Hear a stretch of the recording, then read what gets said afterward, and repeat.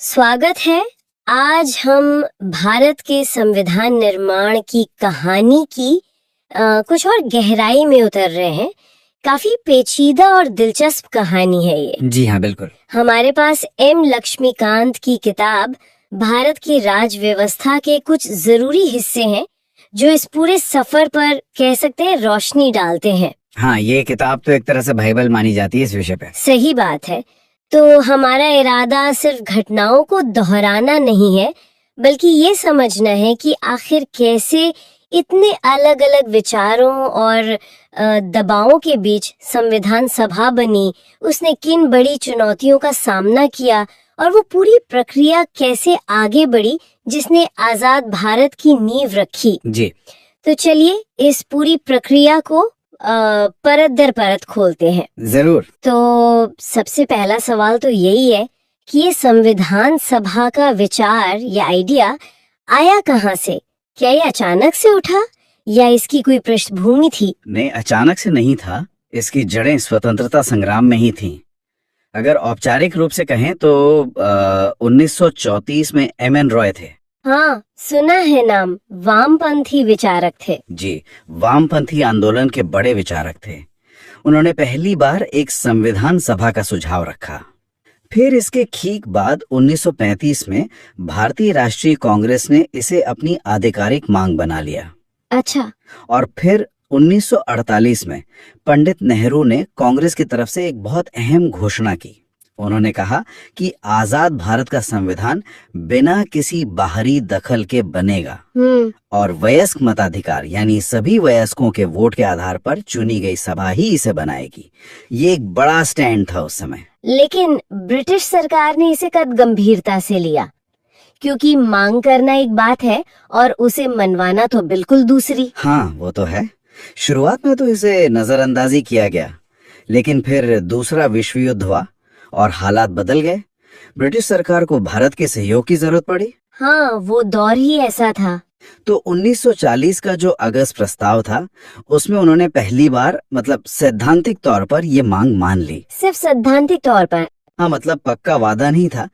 फिर 1942 में Cripps mission Bharat आया, एक ठोस प्रस्ताव लेकर।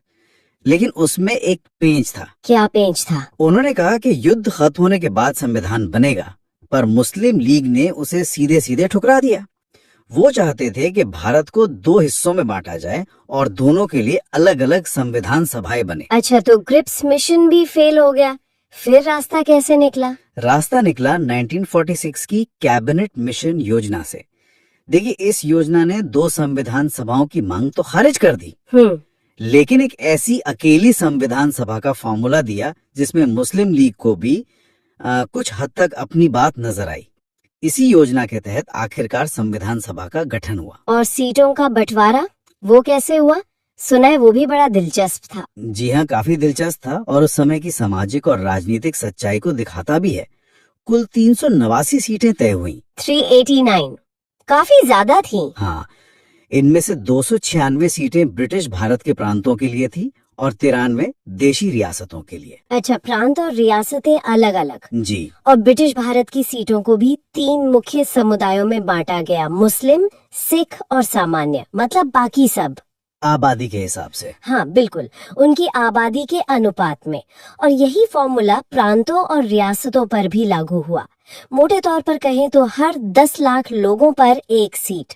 कोशिश थी कि विविधता नजर आए। और इन सदस्यों को चुना कैसे गया? क्या आम जनता ने वोट डाला था जैसे नेहरू जी चाहते थे? नहीं, यही एक महत्वपूर्ण बात है। ब्रिटिश प्रांतों के जो प्रतिनिधि थे, उनका चुनाव सीधे जनता ने नहीं किया था। तो फिर किसने किया? उनका चुनाव प्रांतीय असेंबली के सदस्यों ने किया था, और वो भी समानुपातिक प्रतिनिधित्व की एकल संक्रमणीय मत प्रणाली से। ये थोड़ा समझाएंगे, एकल संक्रमणीय मत? मतलब सरल शब्दों में कहें तो वोट देने वाले सदस्यों ने अपनी पसंद के उम्मीदवारों को वरीयता क्रम में रखा, पहली पसंद, दूसरी पसंद, ऐसे। इससे छोटे समूहों को भी कुछ प्रतिनिधित्व मिलने की उम्मीद थी। अच्छा। और देसी रियासतों के प्रतिनिधि? वो तो चुने ही नहीं गए। उनका चयन रियासतों के प्रमुखों को करना था, मनोनीत करना था। ओह, तो कुल मिलाकर ये सभा आंशिक रूप से चुनी हुई और आंशिक रूप से मनोनीत थी, सीधे तौर पर जनता द्वारा चुनी हुई नहीं। बिल्कुल, ये प्रत्यक्ष चुनाव नहीं था और इसी आधार पर इसकी आलोचना भी होती है, जिस पर हम शायद बाद में बात करेंगे। हाँ, जरूर करेंगे। तो चुनाव कब हुए और नतीजा क्या रहा? चुनाव हुए जुलाई अगस्त 1946 में। कांग्रेस को जबरदस्त जीत मिली, 208 सीटें। जाहिर है। मुस्लिम लीग को 73 सीटें मिली, जो उनकी स्थिति को भी मजबूत करता था। छोटी पार्टियों और निर्दलियों को कुल 15 सीटें मिली और देसी रियासतों की 93 सीटें। वो खाली रह गई। शुरू में रियासतों ने खुद को सभा से दूर रखा, वो तय नहीं कर पा रहे थे कि क्या करें। और एक बात मैंने पढ़ी थी कि महात्मा गांधी इस सभा के सदस्य नहीं थे। हाँ, ये एक रोचक तथ्य है। गांधी जी सदस्य नहीं थे, हालांकि उस समय के लगभग सभी बड़े नेता, सभी दिग्गज इसमें शामिल थे। ठीक है, तो सभा बन गई, भले ही कुछ विवादों और खाली सीटों के साथ। अब इसने काम करना कैसे शुरू किया? पहली बैठक, कैसा माहौल रहा होगा? पहली बैठक हुई 9 दिसंबर 1946 को, लेकिन ये शुरुआत भी कह सकते हैं बहुत अच्छी नहीं रही। क्यों, क्या हुआ? मुस्लिम लीग ने इसका बहिष्कार कर दिया। वो अलग पाकिस्तान की मांग पर अड़े हुए थे। तो उस दिन सिर्फ 207 सदस्य ही बैठक में शामिल हुए। माहौल में एक अनिश्चितता तो थी। समझा जा सकता है। उस दिन फ्रांस की तरह सबसे वरिष्ठ सदस्य डॉक्टर सच्चिदानंद सिन्हा को अस्थायी अध्यक्ष चुना गया। फिर स्थायी अध्यक्ष वगैरह भी चुने गए होंगे। बिल्कुल, 2 दिन बाद ही 11 दिसंबर 1946 को डॉक्टर राजेंद्र प्रसाद को स्थायी अध्यक्ष चुना गया और एच.सी. मुखर्जी उपाध्यक्ष बने। अच्छा। बाद में वी.टी. कृष्णमाचारी को भी दूसरा उपाध्यक्ष बनाया गया। इससे सभा को एक स्थिर नेतृत्व मिल गया। और फिर आया वो ऐतिहासिक उद्देश्य प्रस्ताव, है ना, जिसे नेहरू जी ने पेश किया था। ये इतना महत्वपूर्ण क्यों माना जाता है? इसने क्या दिशा तय की? हाँ, ये बहुत ही महत्वपूर्ण था। 13 दिसंबर 1946 को नेहरू जी ने इसे पेश किया। देखिए, ये सिर्फ एक प्रस्ताव नहीं था, ये आने वाले संविधान की आत्मा की घोषणा थी, उसका दर्शन था। इसमें क्या क्या खास बातें थीं? इसमें भारत को एक स्वतंत्र संप्रभु गणराज्य बनाने का इरादा जाहिर किया गया। नागरिकों के लिए सामाजिक, आर्थिक और राजनीतिक न्याय, विचार, अभिव्यक्ति, विश्वास, धर्म और उपासना की स्वतंत्रता, समानता और अवसरों की समानता सुनिश्चित करने का संकल्प था। और सबसे जरूरी बात, इसने अल्पसंख्यकों, पिछड़े वर्गों और कबायली इलाकों के हितों की रक्षा का वादा किया। इसने भविष्य के संविधान के मूल सिद्धांतों की नींव रख दी। क्या इसे आसानी से मान लिया गया? नहीं, इस पर काफी बहस हुई, लेकिन आखिरकार 22 जनवरी 1947 को इसे सर्वसम्मति से स्वीकार कर लिया गया। और ये सर्वसम्मति बहुत महत्वपूर्ण थी, क्योंकि इसने दिखाया कि इतने मतभेदों के बावजूद एक साझा नजरिया बन रहा था। और यही बाद में प्रस्तावना बना। जी हाँ, इसी उद्देश्य प्रस्ताव का बदला हुआ परिष्कृत रूप आज हमारे संविधान की प्रस्तावना है। इसने एक तरह से संविधान का एजेंडा सेट कर दिया था। फिर 1947 में देश आजाद हुआ और बंटवारा भी हुआ। भारतीय स्वतंत्रता अधिनियम का सभा पर क्या असर पड़ा? इस अधिनियम ने सभा की स्थिति में 3 बड़े बदलाव लाए। पहला और सबसे अहम, सभा अब एक पूरी तरह संप्रभु निकाय बन गई। मतलब अब वो ब्रिटिश संसद के किसी भी कानून को बदल सकती थी या खत्म कर सकती थी। अच्छा, पूरी आजादी। हाँ, और अपनी मर्जी का कोई भी संविधान बना सकती थी। दूसरा, सभा एक विधायिका भी बन गई। उसे दोहरी भूमिका निभानी थी, एक तो संविधान बनाना और दूसरा देश के लिए आम कानून बनाना। मतलब संसद की तरह? जी, एक तरह से अंतरिम संसद।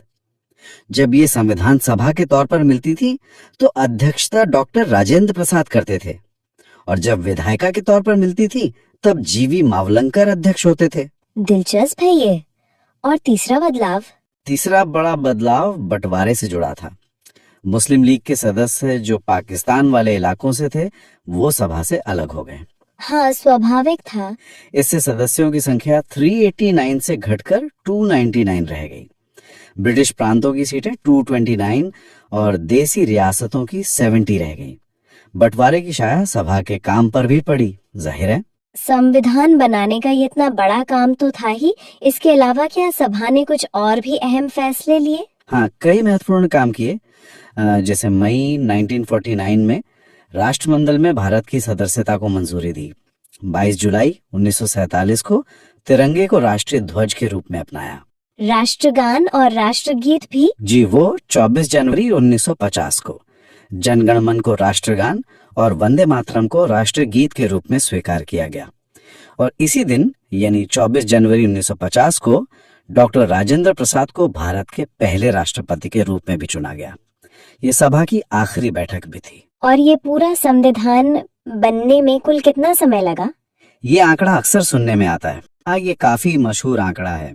इसमें लगे 2 साल 11 महीने और 18 दिन। बाप रे, काफी लंबा समय है। जी, इस दौरान कुल 11 सत्रों में बैठकें हुई। कहा जाता है कि लगभग 60 देशों के संविधानों का अध्ययन किया गया और जो मसौदा था उस पर 114 दिनों तक बहस चली। और खर्चा कितना आया था? कुल खर्च करीब 64 लाख रुपए बताया जाता है, जो उस समय के हिसाब से बहुत बड़ी रकम थी। ये आंकड़े दिखाते हैं कि ये कितना बड़ा और कितना गहन काम था। इतने बड़े काम को अकेले करना तो नामुमकिन था। इसमें समितियों की क्या भूमिका रही, खासकर वो प्रारूप समिति की? बिल्कुल, काम को बांटने के लिए कई समितियां बनाई गईं। लगभग 8 बड़ी समितियां थीं और कई छोटी भी थीं। जैसे संघ की शक्तियों पर नेहरू जी की अध्यक्षता में समिति, प्रांतीय संविधान पर सरदार पटेल की अध्यक्षता में। लेकिन इन सब में सबसे अहम थी प्रारूप समिति यानी ड्राफ्टिंग कमेटी। इसके अध्यक्ष थे डॉक्टर BR अम्बेडकर। हाँ, उनका नाम तो सबसे ज्यादा जुड़ा है संविधान से। जी, इसका गठन हुआ था 29 अगस्त 1947 को। इसी 7 सदस्यीय समिति पर संविधान का पहला मसौदा तैयार करने की मुख्य जिम्मेदारी थी। इसमें N. गोपालास्वामी अयंगर, अल्लादी कृष्णा स्वामी अय्यर, KM मुंशी जैसे कानून के बड़े दिग्गज शामिल थे। तो इस प्रारूप समिति ने मसौदा कैसे तैयार किया? क्या प्रक्रिया थी इसकी? समिति ने जो बाकी समितियां थी उनके सुझावों पर विचार करके फरवरी 1948 में पहला मसौदा, पहला ड्राफ्ट प्रकाशित किया। अच्छा, प्रकाशित किया। हाँ, और फिर इसे जनता की राय और बहस के लिए जारी किया गया। करीब 8 महीने का समय दिया गया लोगों को अपनी आपत्तियां, सुझाव, आलोचनाएं देने के लिए। ये तो बहुत अच्छी बात है। जी, उन सुझावों के आधार पर इसमें बदलाव किए गए और फिर अक्टूबर 1948 में दूसरा मसौदा प्रकाशित हुआ। ये एक तरह की सार्वजनिक भागीदारी की कोशिश थी, हालांकि उसका दायरा सीमित था। और फिर सभा ने इस मसौदे को कैसे पास किया? क्या इस पर लंबी बहसें हुई? हाँ, काफी लंबी प्रक्रिया थी वो भी। डॉक्टर अम्बेडकर ने अंतिम मसौदा 4 नवंबर 1948 को सभा में पेश किया। इस पर 3 चरणों में विचार हुआ, जिसे वाचन कहते हैं। 3 वाचन? जी, पहले वाचन में तो आम बहस हुई। दूसरा वाचन सबसे लंबा और सबसे महत्वपूर्ण था। ये करीब 11 महीने चला, नवंबर 1948 से अक्टूबर 1949 तक। 11 महीने? हाँ, इसमें संविधान के हर हिस्से पर, हर क्लॉज पर बिल्कुल विस्तार से चर्चा हुई। हजारों संशोधन प्रस्तावित किए गए। हजारों? जी हाँ, जिनमें से करीब 2500 पर तो सदन में बाकायदा बहस भी हुई। ये दिखाता है कि हर पहलू पर कितनी गहराई से विचार विमर्श हुआ था। वाकई। और तीसरा वाचन? तीसरा वाचन नवंबर 1949 में शुरू हुआ। डॉक्टर अम्बेडकर ने प्रस्ताव रखा कि सभा द्वारा तय किए गए संविधान को पारित किया जाए और आखिरकार 26 नवंबर 1949 को इस प्रस्ताव को पारित घोषित कर दिया गया। 26 नवंबर 1949। जी, उस दिन जो सदस्य मौजूद थे 284 सदस्य, उन्होंने इस पर हस्ताक्षर किए। यही वो तारीख है जब हमने संविधान को अपनाया, लागू किया और खुद को समर्पित किया, जैसा कि हमारी प्रस्तावना में लिखा है। और इस दिन जो संविधान अपनाया गया उसमें क्या क्या था?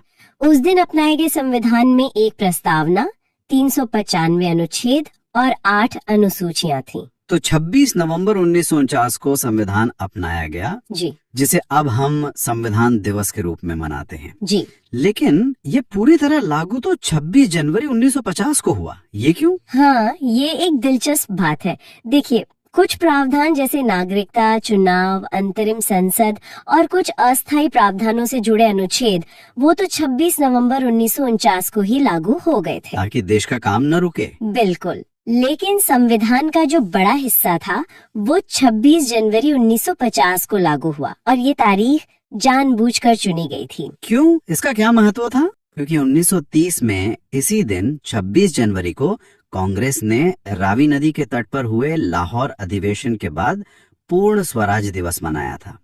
तो ये उस ऐतिहासिक दिन को सम्मान देने के लिए था और इसी दिन भारत एक गणतंत्र बना। अच्छा, ये वजह थी।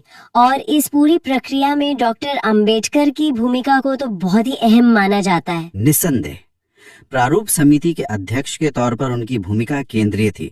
उन्होंने न सिर्फ मसौदा तैयार करने में नेतृत्व किया, बल्कि सभा में जो बहसें हुई उनका बड़ी कुशलता से संचालन किया, मुश्किल कानूनी सवालों के जवाब दिए और अलग अलग विचारों के बीच एक संतुलन बनाने की कोशिश की। इसीलिए उन्हें संविधान का पिता कहते हैं। जी हाँ, बिल्कुल। इसी वजह से उन्हें संविधान का पिता या मुख्य वास्तुकार कहा जाता है। ये तो हुई संविधान बनने की कहानी, लेकिन क्या इस संविधान सभा की आलोचना भी हुई? हमने पहले ही इसके अप्रत्यक्ष चुनाव की बात की थी। हाँ, आलोचनाएं कई तरफ से हुई। पहला तो यही मुद्दा था कि ये सीधे जनता द्वारा चुनी हुई सभा नहीं थी, इसलिए ये पूरी तरह से एक प्रतिनिधि निकाय नहीं थी, ऐसा कहा गया। दूसरी आलोचना इसकी संप्रभुता पर थी। आलोचकों ने कहा कि ये ब्रिटिश सरकार के प्रस्तावों पर बनी थी और शुरू में उसकी इजाजत से काम करती थी। हालांकि ये बात भी सही है कि 1947 के स्वतंत्रता अधिनियम के बाद ये स्थिति बदल गई थी और ये संप्रभु हो गई थी। समय को लेकर भी सवाल उठे थे, है ना? बिल्कुल। आलोचकों ने कहा कि इसमें बहुत ज्यादा समय लगा। अमेरिका से तुलना की गई, जिसने कुछ ही महीनों में अपना संविधान बना लिया था। नजीरुद्दीन अहमद जैसे सभा के ही एक सदस्य थे, उन्होंने मजाक में प्रारूप समिति को अपवहन समिति यानी ड्रिफ्टिंग कमेटी तक कह दिया था। अच्छा। हालांकि भारत की जो जटिल परिस्थितियां थी, इतनी विविधता थी, उसको देखते हुए शायद ये समय जरूरी भी था, ऐसा भी तर्क दिया जाता है। और कांग्रेस के दबदबे के बारे में क्या कहा गया? और वकीलों की भरमार का भी जिक्र आता है। हाँ, ये भी एक बड़ी आलोचना थी, क्योंकि कांग्रेस का स्वतंत्रता आंदोलन में मुख्य योगदान था, तो सभा में उसी का वर्चस्व था। ग्रैनवेल ऑस्टिन हैं एक बड़े विद्वान, उन्होंने लिखा भी है, सभा ही कांग्रेस थी और कांग्रेस ही भारत। ये भी कहा गया कि इसमें वकीलों और नेताओं का बोलबाला ज्यादा था, जिससे शायद आम आदमी की आवाज उतनी नहीं उभर पाई और संविधान की भाषा भी काफी जटिल और लंबी हो गई। और कुछ ब्रिटिश पर्यवेक्षकों ने भी आलोचना की थी। हाँ, जैसे विंस्टन चर्चिल वगैरह, उन्होंने इसे केवल हिंदुओं का निकाय या भारत के केवल एक बड़े समुदाय का प्रतिनिधित्व करने वाला कहकर भी आलोचना की। तो ये कुछ मुख्य आलोचनाएं थी जो उस समय की गईं और जिनके अपने अपने राजनीतिक संदर्भ थे। चलिए, ये तो आलोचनाएं हो गई। आखिर में कुछ हल्की फुल्की लेकिन रोचक बातें भी जान लेते हैं इस सभा और संविधान से जुड़ी। हाँ, जरूर। जैसे संविधान सभा की जो मोहर थी, उसका प्रतीक चिन्ह हाथी था। हाथी? अच्छा जी। और संवैधानिक सलाहकार के तौर पर सर BN राव की भूमिका बहुत अहम थी। वो सभा के सदस्य नहीं थे, लेकिन उनका योगदान बहुत बड़ा था। और सचिव कौन थे? HBR आयंगर सभा के सचिव थे। और एक और दिलचस्प भूमिका थी SN मुखर्जी की। वो मुख्य प्रारूपकार थे, चीफ ड्राफ्ट्समैन। उनका काम था जटिल कानूनी भाषा को सरल और स्पष्ट रूप देना। वाह, ये भी बड़ा जरूरी काम रहा होगा। और संविधान की जो मूल प्रति है, कहते हैं वो हाथ से लिखी गई थी। हाँ, वो तो एक कलाकृति है अपने आप में।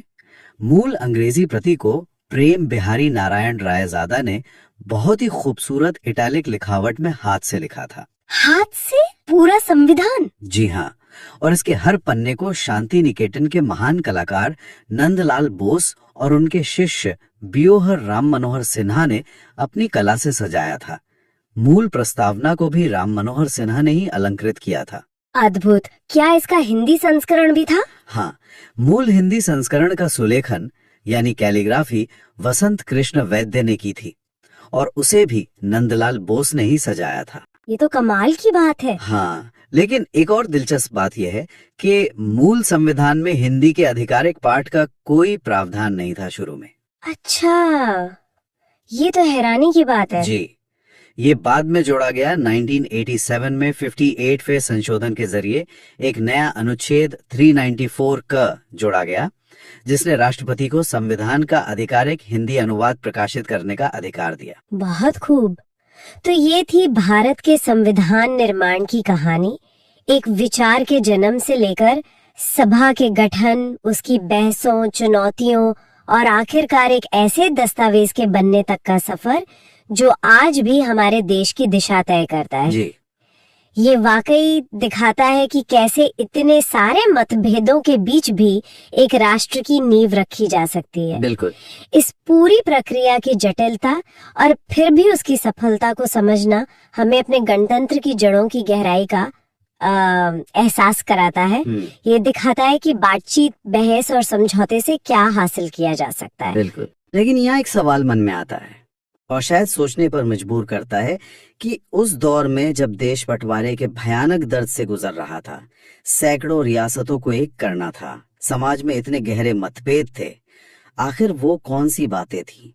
क्या वो कुछ सिद्धांत थे या कुछ प्रक्रियाएं थी या शायद नेताओं का कोई साझा नजरिया था जिसने संविधान सभा को इतना स्थायी और इतना प्रभावी दस्तावेज बनाने में मदद की, जो आज भी इतने विविध, इतने बड़े भारत को एक साथ जोड़े हुए हैं?